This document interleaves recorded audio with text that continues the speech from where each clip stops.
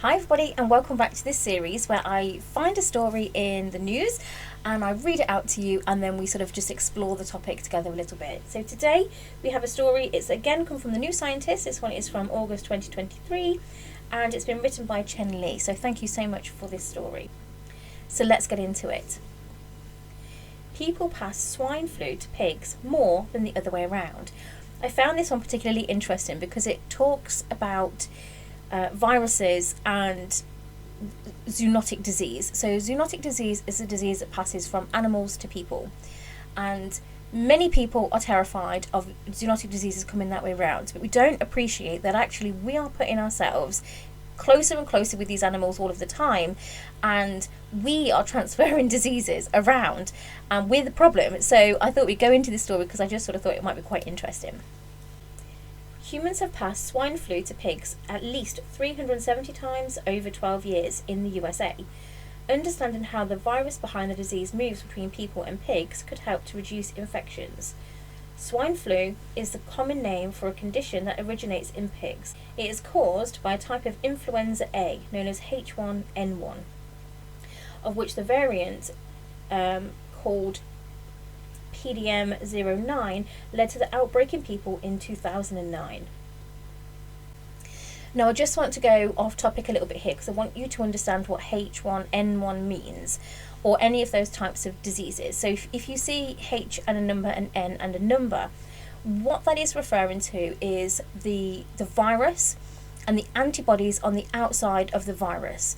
And the numbers can tell us the species that it originated from and the position of the antibodies on the virus. So it can give us an indication as to where this disease has come from, how many iterations of this disease there have been, how the virus looks and behaves, and then how we can treat that virus.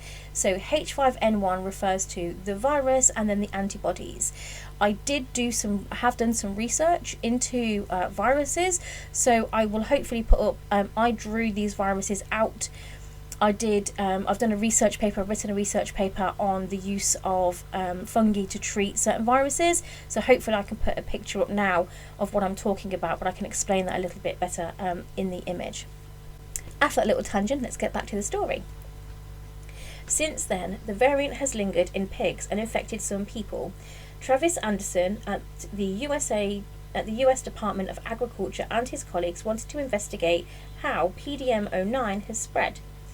They analysed genetic sequences of all the H1N1 virus samples collected in people and pigs in the US between 2009 and 2021. Of these, 12,823 human and 1,112 swine samples of the PDM09 strain were taken. To assess which of these samples were the result of transmission between the two species, the researchers looked at how similar the samples were to each other. If one version of the virus in a person looked remarkably different to versions in other people, they assumed it was passed by a pig. Conversely, if the version of the virus in the pig looked different to those in other pigs, they assumed it was passed on by the person. From this, they estimated there were 370 cases of human to swine transmission and 17 cases of swine to human transmission over the 12 years, most probably occurring due to farming. However, the true number may be higher, as not all infections led to ill health or are reported, says Anderson.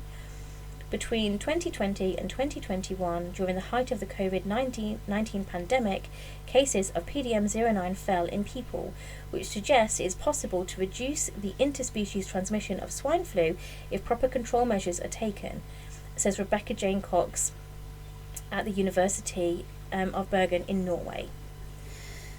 So that is the story. Now, linked into this is the full research paper, and I will put the research paper into the comment section below so that you can see it. So I will put up this story from the New Scientist and also the actual research paper for you to be able to access, for you to be able to read that for yourself.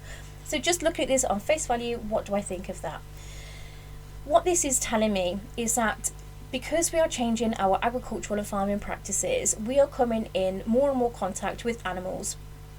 of their fecal matter and of their secretions. And many viruses like to travel through fecal matter and secretions.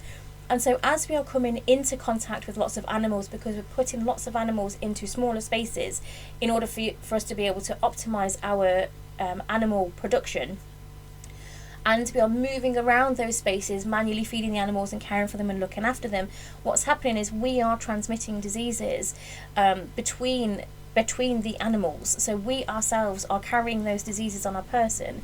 Viruses are sneaky little things that can stick onto clothing, boots, your skin, they can get inside your body, all of those things, and they can be transmitted in many, many different ways. And so as we come in close proximity with animals due to the change in our animal husbandry practices, it's leading to increase in diseases. It would not surprise me if we looked at other types of diseases, like anything that we find in poultry, like bird flu, for example, and found very similar numbers, and found that people are transmitting these diseases around the animals. If you walk into a pig pen, for example, maybe you're wearing some boots, maybe you've got on some overalls, but you're going to walk around all of that space transmitting all of anything, bacteria, viruses, fungi, everything that you can pick up on your boots. You're going to transmit it around everybody, and then you're going to walk outside and you're going to transmit that all outside as well. So we're transmitting diseases without even realising it. We don't see them, and so we don't realise that we're doing it. What this is also telling me is that as it mentioned at the bottom of the article there, potentially this is a bigger problem than we realise. So it looks like not a significant problem at the moment. We're not talking great numbers here, but what we haven't accounted for are the number of animals that are asymptomatic, so they don't show any symptoms. We saw this with COVID. Some people got very, very sick and unfortunately lost their lives. But a great many people got COVID and had no idea they had it. How many people do you know that get a cold and really are unaffected? So they go about their daily life doing their daily work, and what they're doing is they're spreading those germs to other people who are more susceptible. So what we're seeing here are the number of cases that are represented to us are those animals that were more susceptible to those illnesses. Maybe had slightly reduced immune systems, their immune systems would have been slightly weaker. It would be interesting with countries that have different animal husbandry practices to look at the cases of disease and see how much see the infection rates. In the research paper that I've written, this is not a plug for my research paper, but in the research paper that I've written, it was to do with bird diseases, it was to do with bird flu and the spread of bird flu, and how humans had a massive impact on how quickly that bird flu had spread. And so we need to start to look at how we treat animals, how we house animals, how we look after animals, and how we clean their spaces in order to be able to sort of prevent diseases. You only have to look at fleas.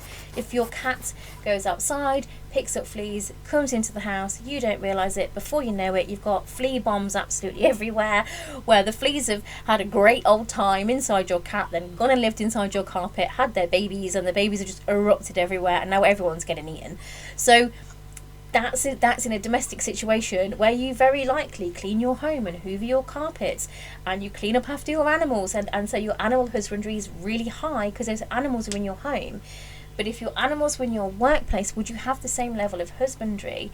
I would be really interested to engage in conversation with anybody who maybe looks after animals from a agricultural perspective. Have you noticed anything yourselves? Do you notice that diseases seem to spread more easily on the farm than they do anywhere else? What is animal husbandry like on a farm where you look after pigs and these types of animals? How do you ensure that the space is clean? This is not the opportunity for me to shout down at people. All of my research is in agriculture. I have a very high respect and massive appreciation for farmers and agriculture. This is just to have that open conversation. I've read this thing that says that people are spreading diseases with animals. I can see how transmission happens. How do we look after our animals? How are we doing our husbandry? How do we prevent these things? Let's have a chat in the comments below about it. I'd be really interested to engage with anybody interested. So please let me know in the comments below what you thought of this story, what you think of zoonotic or human transmitted diseases.